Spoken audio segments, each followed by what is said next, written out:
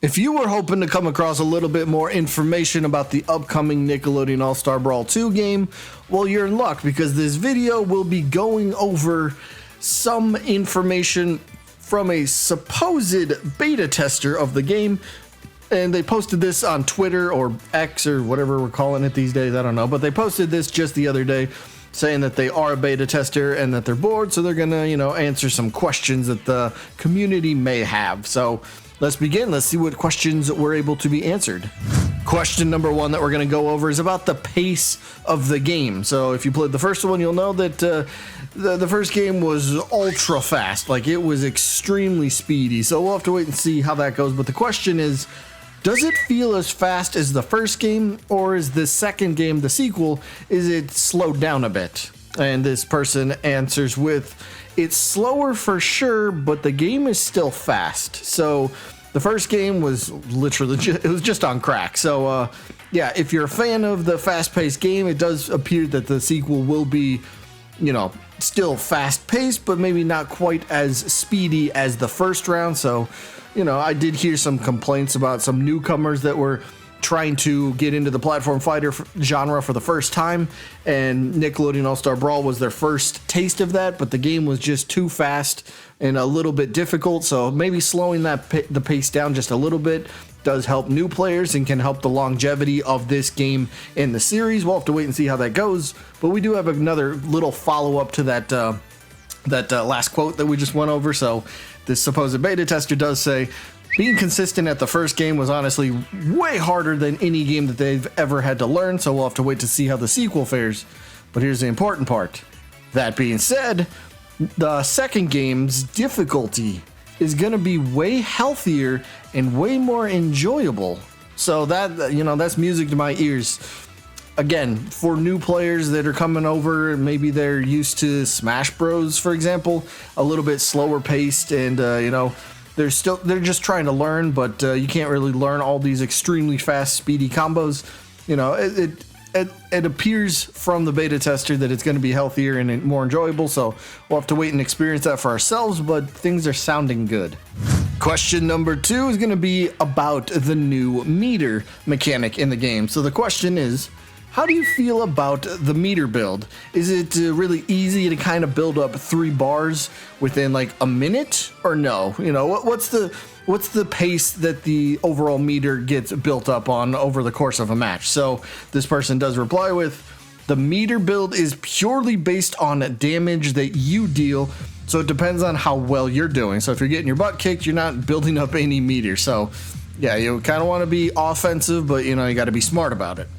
But then if you explicitly tried to save it, you could probably build it once or twice in a game for like a full meter, I guess is what they're going for here. But the slime cancel / dodge / burst are so much more valuable and cheaper, since the third bar takes a lot longer to get. So it looks like it's, as we've seen, it was broken down into like 3 separate pieces.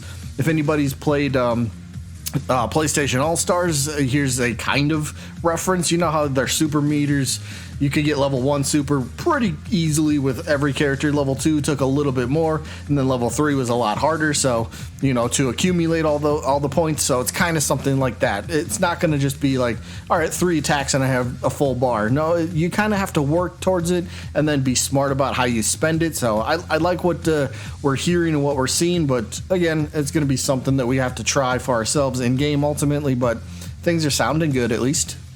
Question 3. This one is going to be an interesting one depending on your take, but the question has to do with supers, the new super moves that all the characters are going to have. So the question is this: are supers blockable? If not, are they easily avoidable if someone just throws them out at random or at raw?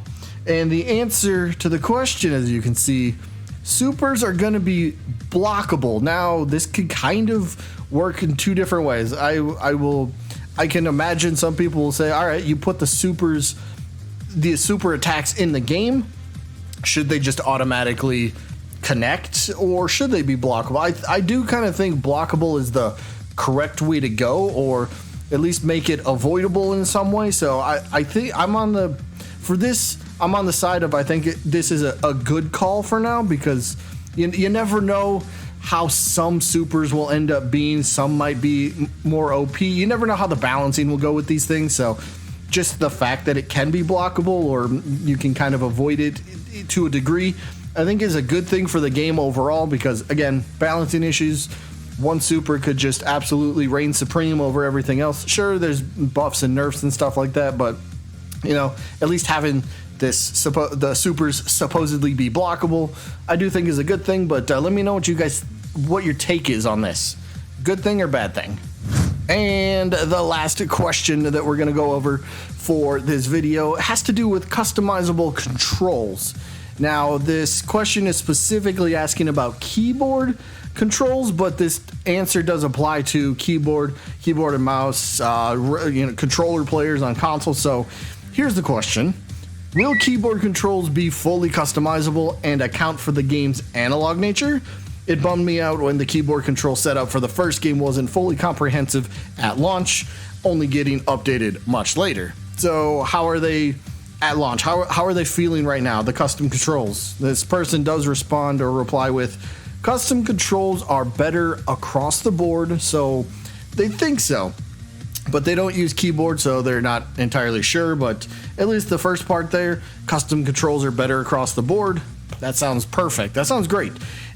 It sounds like this game is literally an improvement in every way possible, from characters to animation to moves to including more content to custom controls like we see, to all sorts of it seems like every aspect from the first game pretty much got improved in some way. To what degree, we'll have to wait and see till the game ultimately comes out and we get to experience it for ourselves, but it's still good nonetheless. The game, so far this is feeling like what we were hoping for that the first game would end up being. So, fingers crossed that this game, ends up being what we hope it is and can have a long-term success and continue the series, and we continue getting more sequels in the future and all that sort of stuff. But as of right now, that's kind of all we got.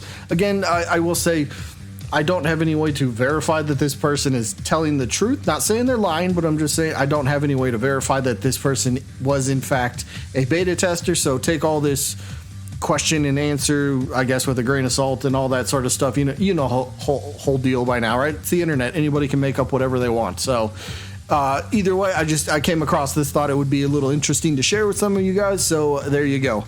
That is going to be it for this one. I do hope you guys enjoyed as always, and I guess I'll see you when I'm looking at you.